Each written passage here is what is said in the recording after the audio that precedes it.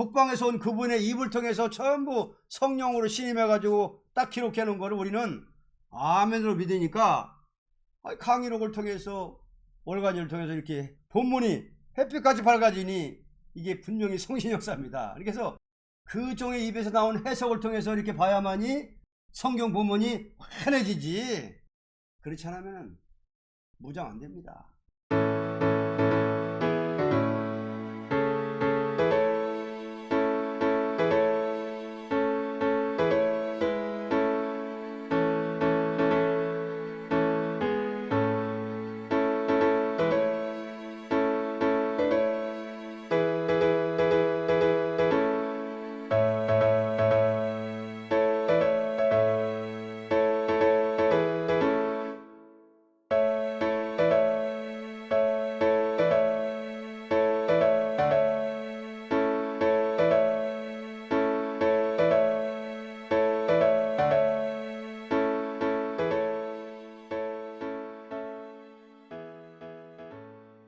이사야 41장 말일의 동방역사. 내가 한 사람을 일으켜 북방에서 오게 하며 내 이름을 부르는 자를 해도는 곳에서 오게 하였나니 그가 이르러 방백들을 해산물같이 토기장의 진흙을 파병같이 밟을 것이니. 1절로 2절입니다. 섬들아 내 앞에 잠잠하라. 민족들아 힘을 새롭게 하라. 가까이 나오라. 그리하고 말하라. 우리가 가까이하여 서로 변론하자. 누가 동방에서 사람을 일으키며 의로 불러서 자기 발 앞에 이르게 하였느뇨. 열국으로 그 앞에 굴복해 하며 그로 왕들을 치리하게 하되 그들로 그의 칼에 티끌 같게 그의 활에 불리는 초계 같게 하매. 본장은 40장과 연결을 지어서 가르친 말씀이니 아름다운 소식을 전하는 자는 여호와를 앙망하고 새 힘을 받게 되는 동시에 다음과 같은 역사가 있다는 것입니다. 백전백승의 용사가 되는 것은 하나님께로부터 오는 새 힘을 받음으로 되는 것이니 이러한 자가 나타날 때에 섬들이 잠잠하고 민족들이 힘을 새롭게 하는 큰 변론을 가지고 동방에서 나타나서 그 새 힘을 받고 변론하는 이 역사 앞에 모든 세상의 세력이 다 굴복을 당하고 다스림을 받게 된다는 것입니다. 40장과 연결이 돼야죠. 그러면 세임 받은 종이 나온다면 아름다운 소식도 세계적으로 전해야 될 거 아닙니까? 섬들아 잠잠하라. 심판의 다림줄 앞에 할 말이 있겠습니까? 잠잠하라. 민족들아 힘을 새롭게 하라. 우리 요날의 유대에 한 사람이 나오는데 동방에서 나온다. 동방 사람이 가지고 나온다. 그 말입니다. 그러면 동방 사람이 세임 받은 것이 잘못이겠습니까? 이사야 24장은 동방 바다 옆이라 하고 25장에는 산이라 하고 여기 와선 해석하는 거 아닙니까? 그럼 동방 사람인데 여호와가 일으켰다. 그러면 열방 정권이 그 앞에 굴복을 당하리라 그 말입니다. 그러면 열방을 심판하는 심판의 다림줄을 받은 종이라, 이건 말세에 심판 권세가 오는 게 아닙니까? 자, 지금 전부 공산당과 협상하는 이 세상, 공산당 때려부수는 역사가 나왔다면 열방을 굴복시키는 거 아닙니까? 자, 동방에서 나타난 이 진리는 공산당을 때려부시는 진리요 역사다. 이대장 목사님 간증 읽겠습니다. 말세에 그렇기 때문에 금년에는요 그냥 이거 솔직하게 말합니다. 솔직히 말합니다. 금년에 딱 연말성회 하러 강단에 딱 서니까 어저께 새해부터 너를 열왕중의 왕으로 세웠다 그래요. 이거 무슨 소리야? 열왕중의 왕이라니 이거 국제정세가 어떻게 되려고 이러노 했더니 정말 금년에 와서 보니까 말짝 협상 다 하거든요. 그 왜 그런 거 하니? 협상하던 사람이 새 시대 갑니까? 내가 갑니까? 이 세계가 이렇게 되겠으니 금년에 그랬구나. 열왕중의 왕으로 서겠다는 거예요. 그리고 모든 나라의 모든 전부를 모든 것을 너를 통해 이루겠다. 이거요. 금년부터는 내가 이젠 왕으로 세운답니다. 나를 왕으로. 이놈의 새끼 2단이라고. 2단이고 3단이고 5단이고 하나님이 그러는데 어떡하고. 그래 우리 그대로 이겼어요. 그렇게 해가지고 말하기를 이제 금년부터 제게는 완전히 너를 숨기지 않겠다 그래요. 이날까지는 내가 너를 극도로 숨겨왔지만은 이젠 숨기지 않겠답니다. 날 가지고요. 이젠 아주 나타나겠다는 거예요. 그래서 저는 이제 이럴 때가 왔어요. 이날까지 원통했고 딱 했지요. 그러나 금년부터는 일할 때가 온 사람입니다. 금년부터. 금년이 뭐 확실합니다. 그래서 이 열왕이 굴복한다. 앞으로 열왕이 굴복해요? 안 해요? 굴복하게 되어 있습니다. 굴복하지 않겠어요? 그러니까 앞으로 세임받은 종들이 나타나면 그 변론 권세 앞에 살려면 다 굴복하고 들어와야 돼. 그 말이요. 왕이라도 포로로 막 이끌어 온다 그랬거든. 그러니까 환란에서 남을 사람들은 다 이렇게 굴복하고 들어온다는 거예요. 그 다음 3절로 5절. 그가 그들을 쫓아서 그 발로 가보지 못한 길을 안전히 지났나니 이 일을 누가 행하였느냐? 누가 이루었느냐? 누가 태초부터 만대를 명정하였느냐? 나 여호와라. 태초에도 나요. 나중 있을 자에게도 내가 곧 그니라. 사람들이 보고 두려워하며 땅끝이 무서워 떨며 함께 모여와서. 이 역사는 심판의 변론을 들고 나오는 역사이니만큼 하나님께서 그 변론대로 역사하니 누구든지 당할 자가 없는 역사이므로 모든 사람이 떨게 된다는 것입니다. 하나님이 일으켰는데 떤다는 거죠. 그럼 아무데나 가보지 못한 길을 안전히 지난다는 거죠. 그러면 열왕중의 왕 이렇게 된다면 앞으로 마음대로 이북도 갈 수가 있지요. 마음대로. 그러니까 그저 떤다는 거죠. 세임받은 종들을 통해서 떠는 역사가 일어난다는 거죠. 자, 우리가 떨게 만들어야 공산당을 굴복시킵니까? 공산당 비맞춰야 됩니까? 공산당 벌벌 떨어야지.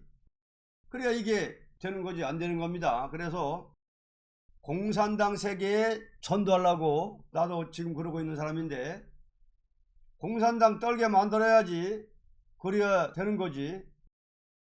이 떠는 역사다. 세임받은 종 나타나면은 변론의 역사가 이제 터져나가는데 떠는 역사다.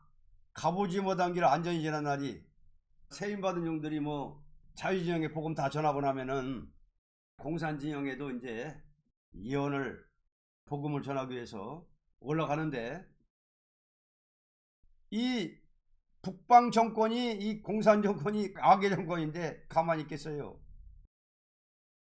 막 그냥 반대하고 대항하고 하면은 그냥 막 세임받은 종들 앞에서 입에서 불이 나가지고 막 소멸해버리고 죽여버리는 역사 일어나면은, 그때는 막 벌벌벌벌 떨고 막 도망가는 거예요. 그러면 막 이제 세임받은 종들이 가보지 못한 저 중공, 모스크바, 북한 이런 데 다니면서 이제 복음 다 전하는 거죠.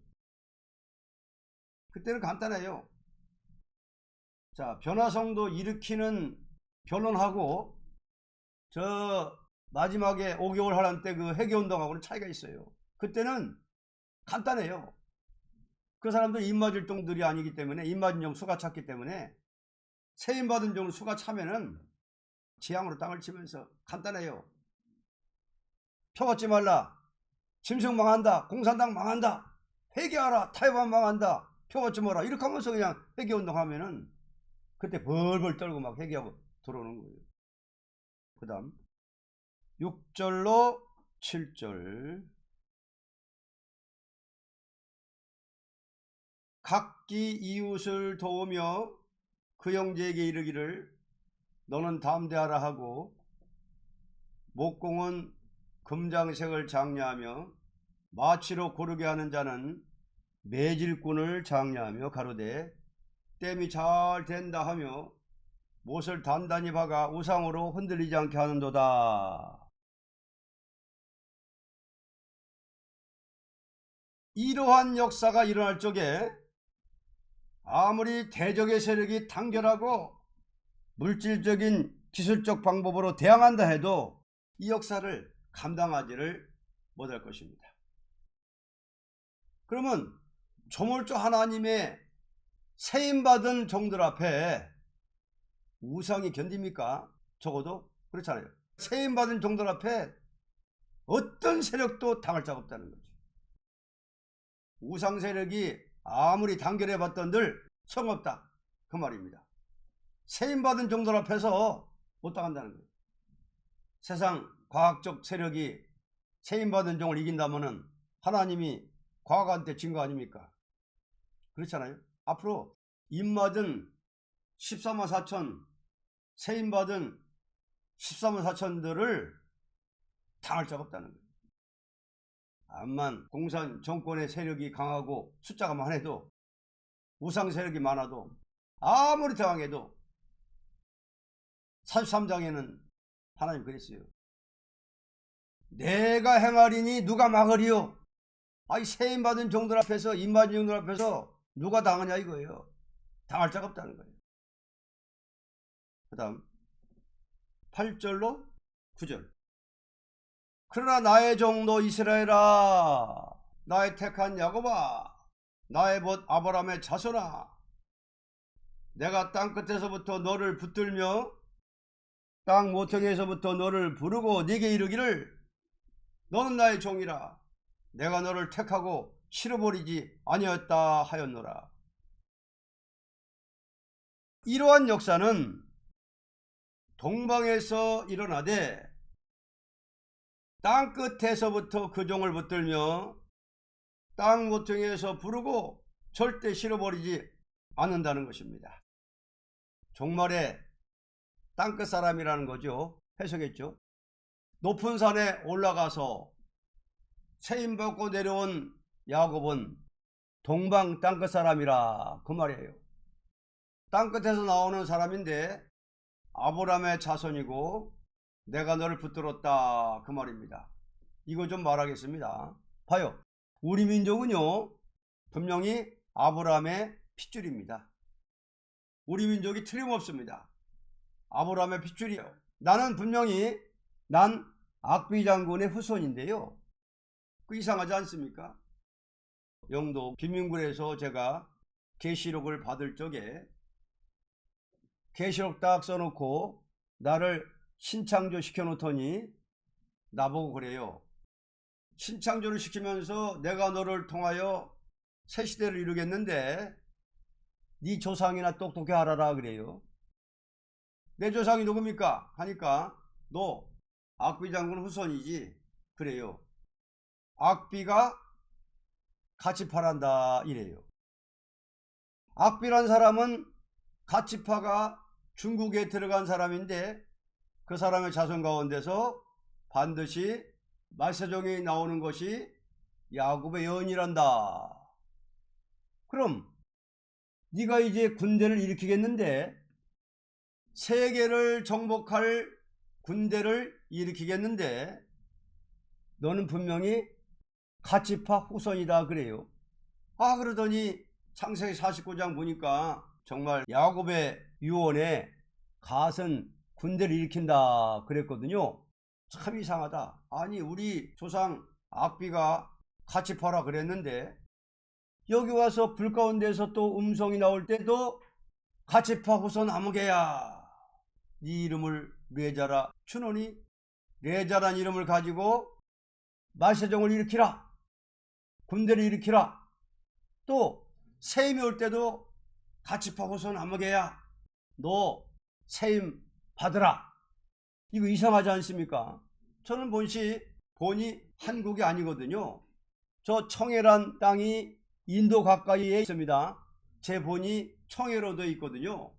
청해가 본인데 저는 악비 장군 후손인데, 악비가 천하 명장의 4대 명장인데 그때 송천살 쪽에 중국의 간신들이 송천 사람을 깨워가지고 악비 장군 오용재 말짝 다 학살시키는 운동을 했어요. 억울한 누명을 입혀가지고서 그때에 억울하게 그 악비가 목을 잘렸는데, 그때에 아경이라는 사람을 한국으로 피난을 시켰단 말이에요. 씨를 전하려면 여기 있으면 안 될 텐데 고구려 나라로 가라. 이 흑룡강 옆에 가서 숨어 가지고서 변 성명을 해서 악가를 갖다가 동가로 고쳤어요. 동가로 고쳐서 4대 만에 가서 이재란 장군이, 동두란 장군이 나왔는데, 동두란 장군이 이재란 장군인데, 그때에 이성계가 건국할 적입니다. 그때 이재란 장군과 이성계 씨와 둘이 의형제를 했는데, 그때에 이성계 씨가 정몽주 목을 자르겠다고 할 때에 동생이 정몽주 목을 자르면 나는 하야하겠네. 충신의 목을 자르고야 하나가 되겠는가? 충신 목을 자르는 정부에서 나 일할 수 없다. 정말 동생 내 말 안 듣고 정몽주 목을 자르면 난 하야한다. 그래도 이성계 씨가 정몽주 목을 잘라버렸거든. 그러니까 나는 하야한다. 그것 때문에 내려가서 향리에 가서 산에 가서 가만히 앉아서 묵상만 하고 앉았다가 세상 떠나고 말았단 말이야. 그 양반이 예언하기를 우리 집안은 24대 만에 세계를 정복하는 큰 역사가 한 번 있으리라 예언했다 그래요. 난 어렸을 때에 그때부터 우리 집안은 24대 만에 가면은 세계를 움직이는 일이 나온다. 그래 우리 아들이 24대거든요. 꼭 맞아요. 24대가 되면 세상에 무슨 일이 생긴다 예언했어요. 그 양반이. 그리고 정몽주 씨는 그때 목이 잘릴 때 말하기를 나는 죽어서 홀령이라도 이재란 장군의 자손을 돕겠다 말했답니다. 그게 말짝 우리 집안에 내려온 말이에요. 그런데 이상하게 정몽주 후손의 맏딸되는 사람이 우리 안사람인데요. 정몽주 후손의 맏딸이에요. 그런데 나를 돕지 않습니까? 지금 돕소 안 돕소? 잘 돕거든요. 나 그래서 야 그 양반들 예언이 이상하단 말이야. 24대 만에 꼭 와서 우리 안사람을 통하여 24대가 딱 돼버리고 나를 돕는다는 거예요. 정말 꼭 돕지 않습니까? 우리 집안은 또 절대 어디 가나 2,000호나 3,000호 한데 뭉쳐 살지 헤어지질 않아요. 꼭 다른 처에 나가선 족장을 숭배합니다.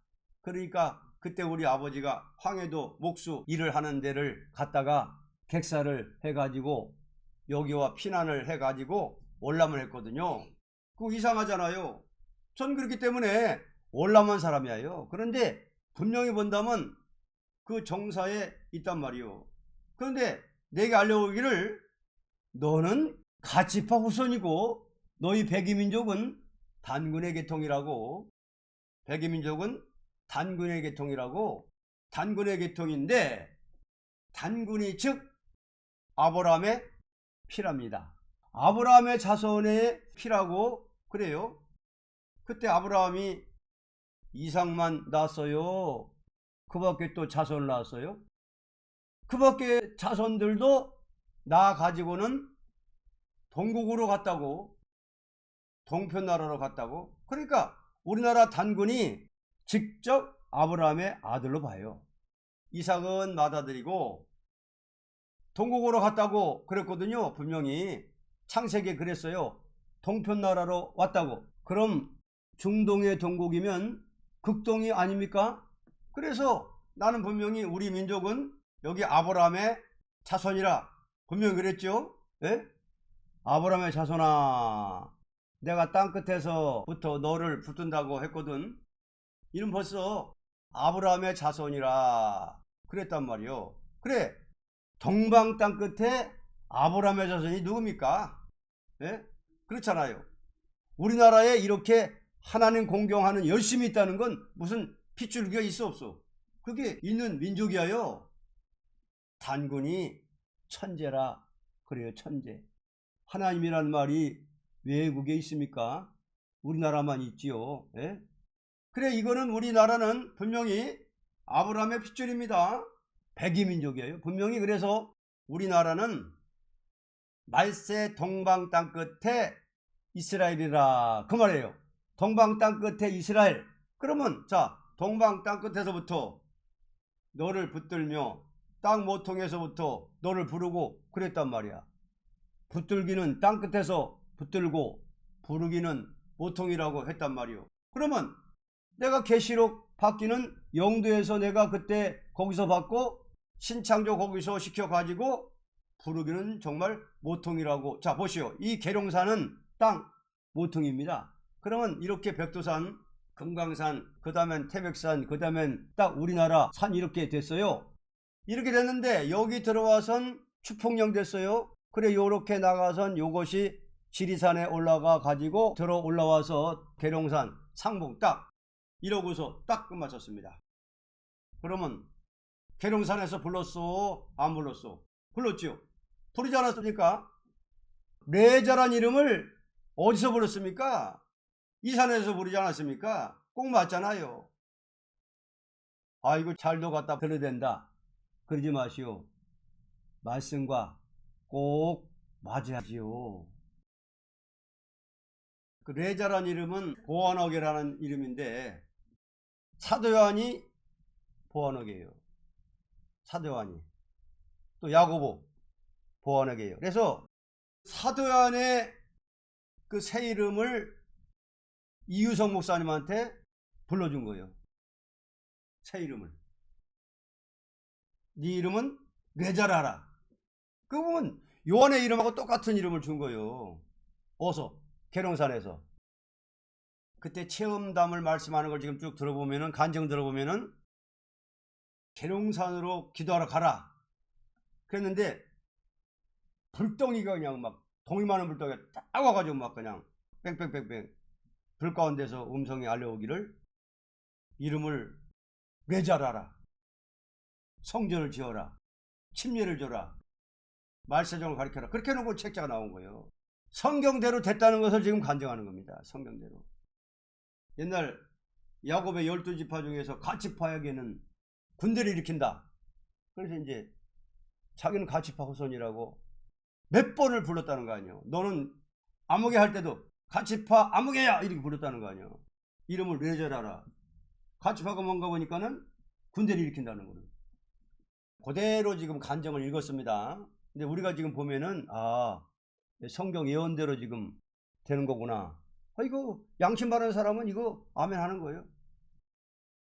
그럼 군대 일으킨다. 그 종이 군대를 일으키는 변론을 받았잖아요. 2700년 동안 숨겨놨던 이 해석을 하지 못하던 걸 갖다가 산에서부터 햇빛같이 이걸 갖다가 해석을 받았었잖아요. 계시록도 받았었잖아요. 이거 보면은 군대를 일으키는 이 진리거든 이게. 그러니까 이 진리를 아멘하고 따라오는 사람들은 이제 군대가 되는 거지. 여호와의 군대. 14만 4천 군대가 되는 거예요. 이 진리 따라오면은 이게 그냥 보통 볼 게 아니라니까 이게 두려워 떨리래요. 자, 그 다음 10절로 11절. 두려워 말라. 내가 너와 함께 함이니라. 놀라지 말라. 나는 네 하나님이 됨이니라. 내가 너를 굳세게 하리라. 참으로 너를 도와주리라.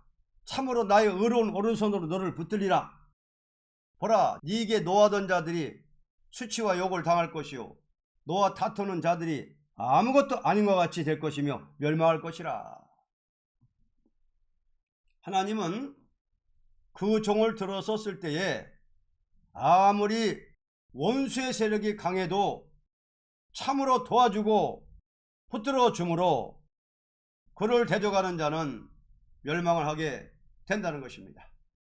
자, 보시오. 이 사람 지금 더럽게 됐어? 안 더럽게 됐어? 더럽게 됐지요? 근데 두려워 말라. 내가 너와 함께 하리라. 그러면 하나님의 신이 나와 함께하는 증거가 있어 없어? 분명히 함께합니다. 하나님의 신이 함께하는 증거가 있을 때부터 절대 몸이 고기를 받아들이지 못하지 않습니까? 저는 하나님이 함께해요. 언제나 꼭 나를 안고 품에 들고 있는 것 같은 기분이 서려 있어요. 그래, 하나님 너와 함께한다. 함께 하는데 놀라지 말라. 나는 네 하나님이다. 네 하나님인데 내가 너를 굳세게 하리라.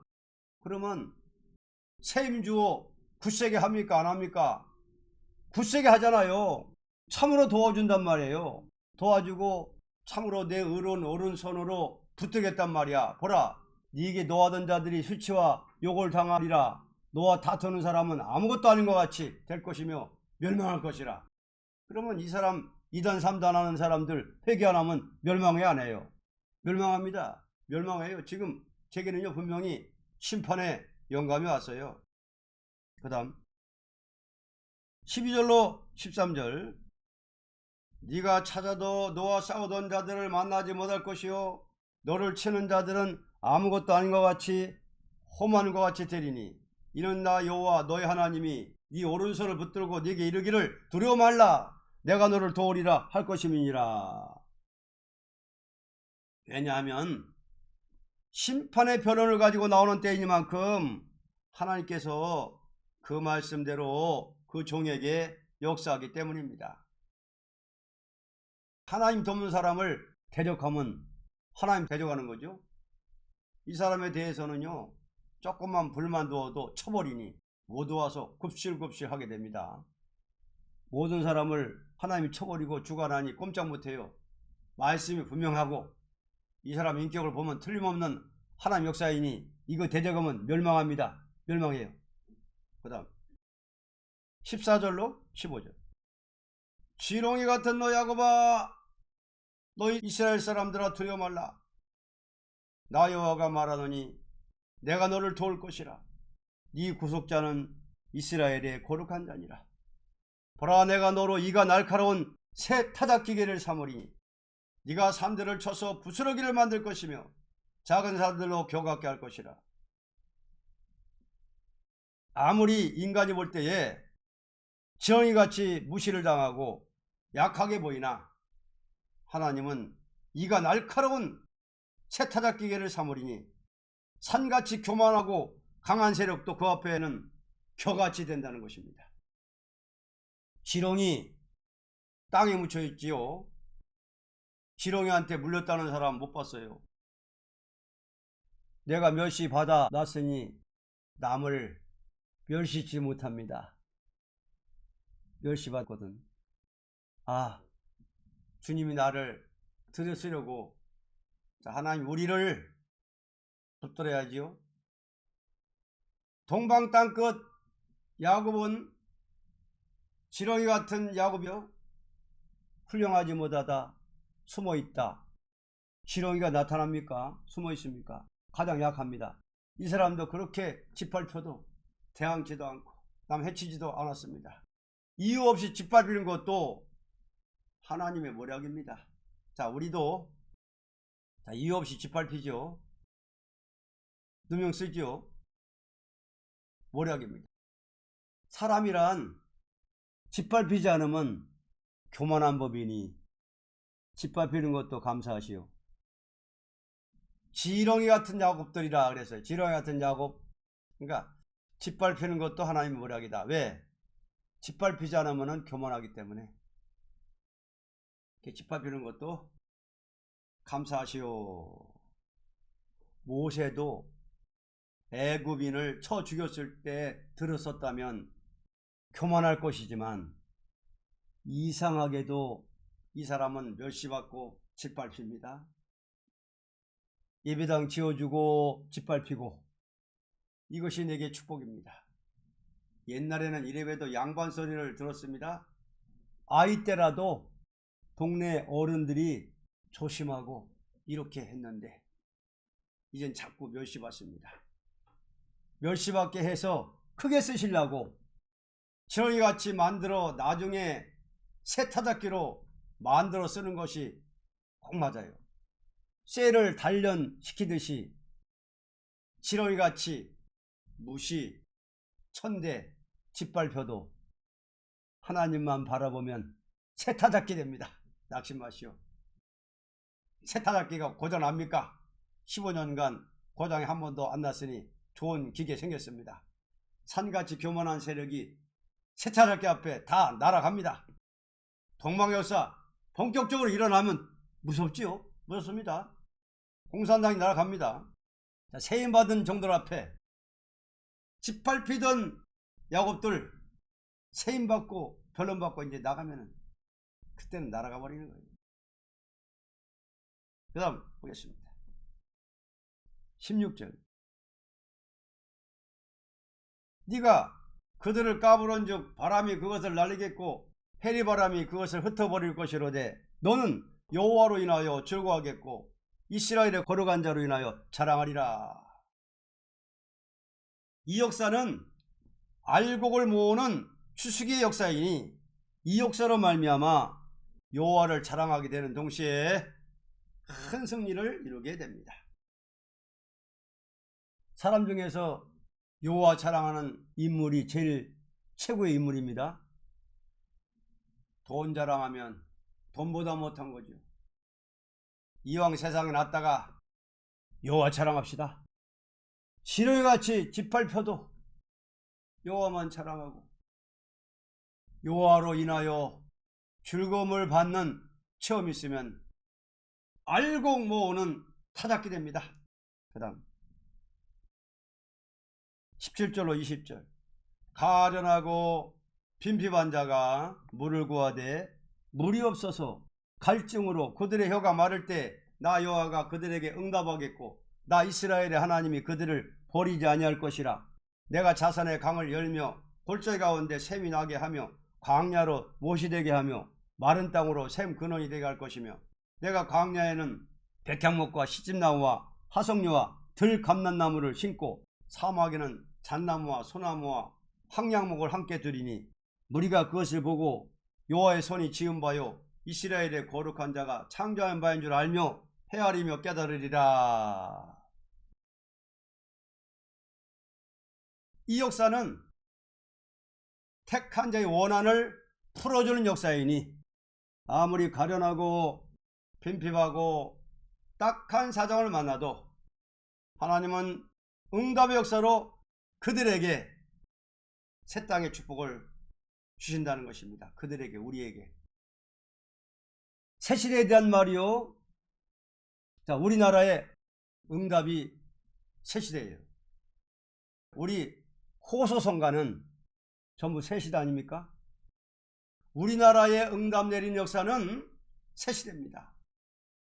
새 시대의 본부는 우리나라예요. 그러니까 새 시대의 비밀을 예언합니다. 비밀을 예언합니다.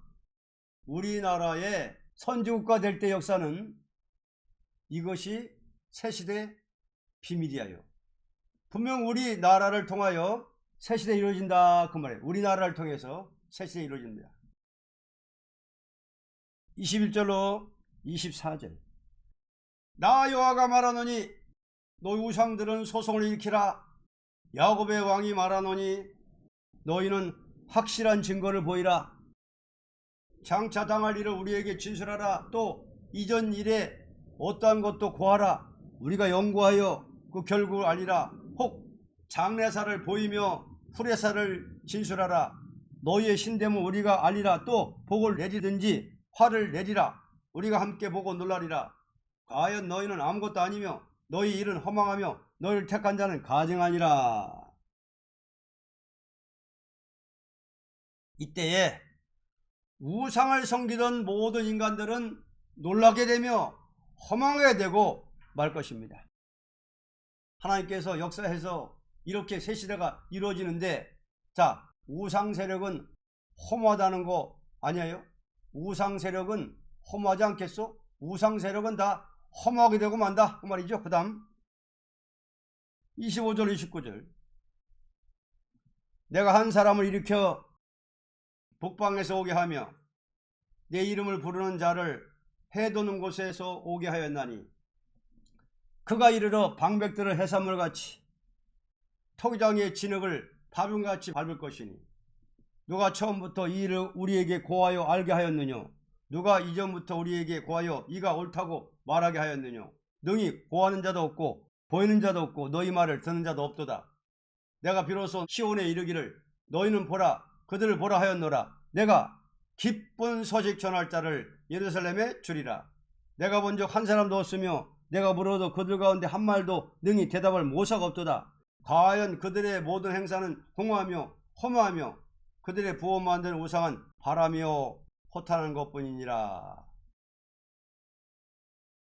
이 역사는 먼저 북방에서 한 사람을 오게 한 다음에 동방 역사가 일어나되 세상 권세를 짓밟아 버리는 승리 역사가 있게 되므로 이날까지 숨겨있던 비밀의 말씀이 세상에 다 알려지는 동시에 모든 인간들의 하던 일은 허무하고 허탄한 것이 될 것입니다.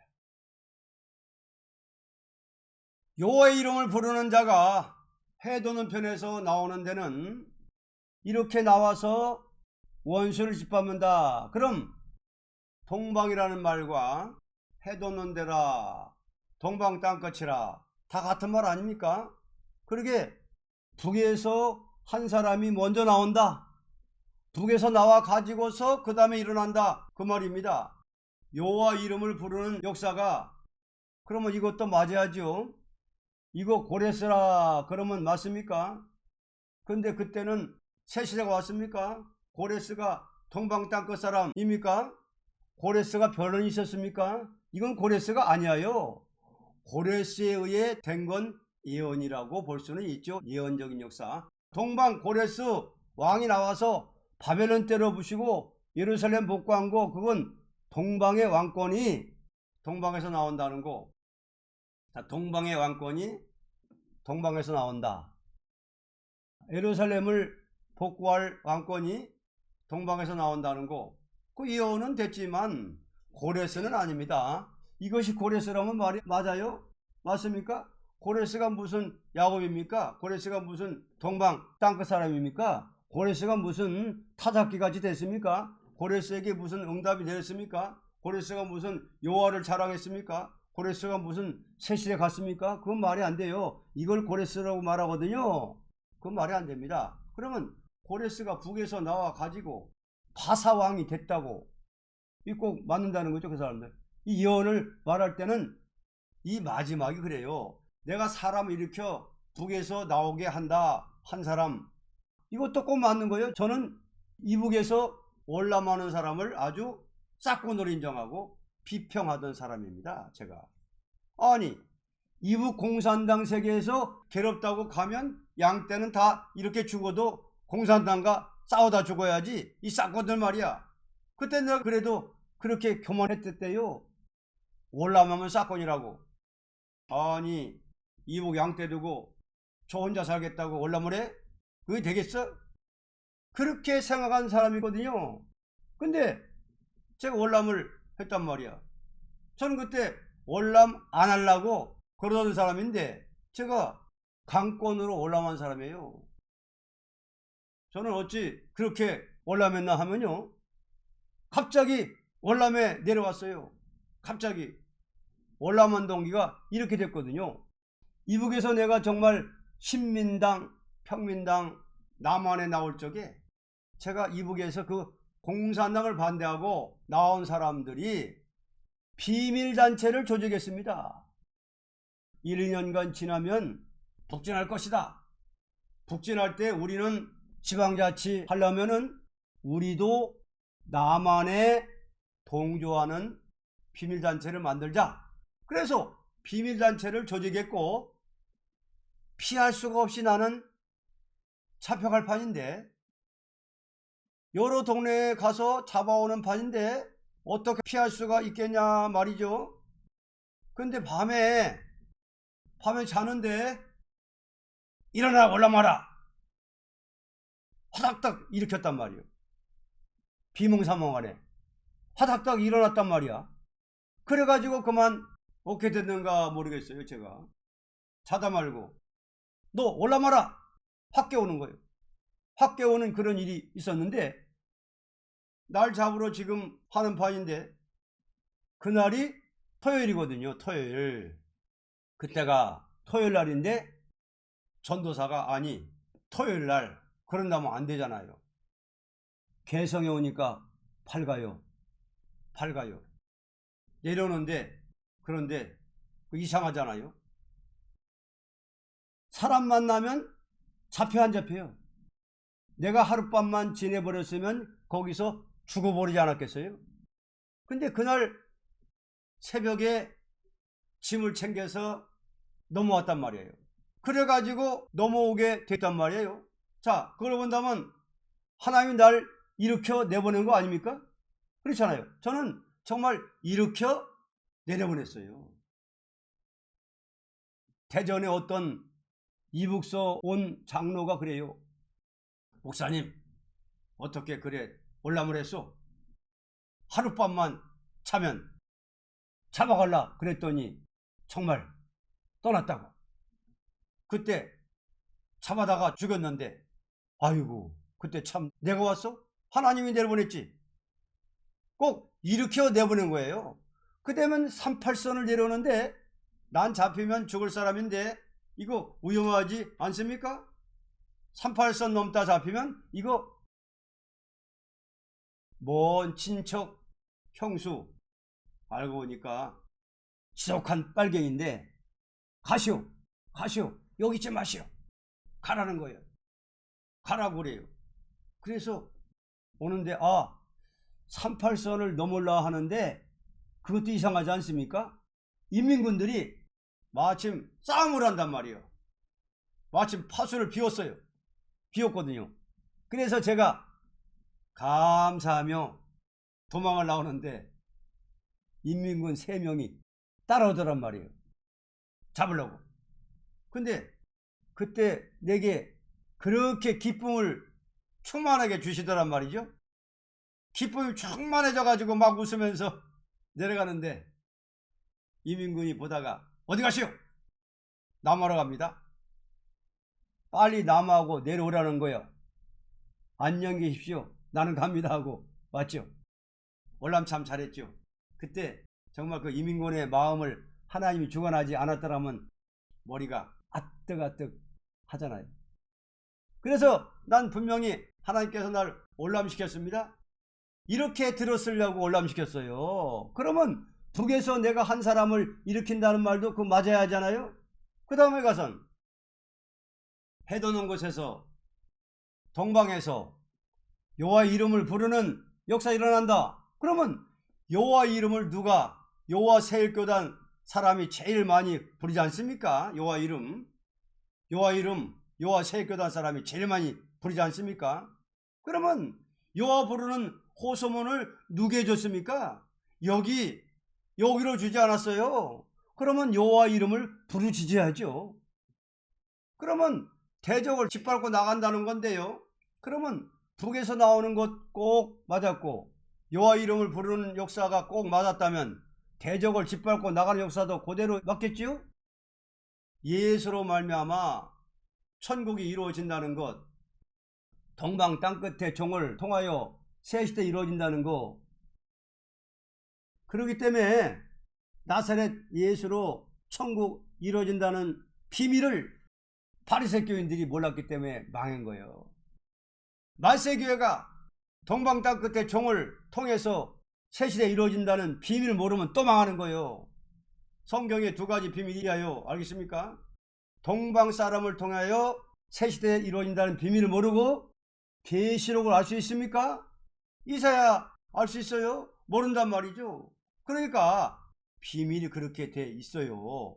맏아들 되시는 예수를 통하여, 즉 천국이 이루어지고 둘째 아들 요한을 통하여 새시대 이루어진다는 말 아닙니까? 그러면 말세에 내재 영감이죠. 요한을 통해서 된다 그랬단 말이에요. 내재 영감. 요한이 내자 아니요 이름이. 내재 영감 임해 가지고서 재림주 영접하는, 이렇게 꼭 맞는 거예요. 어느 교회 나가니까 목사님이 이런데요.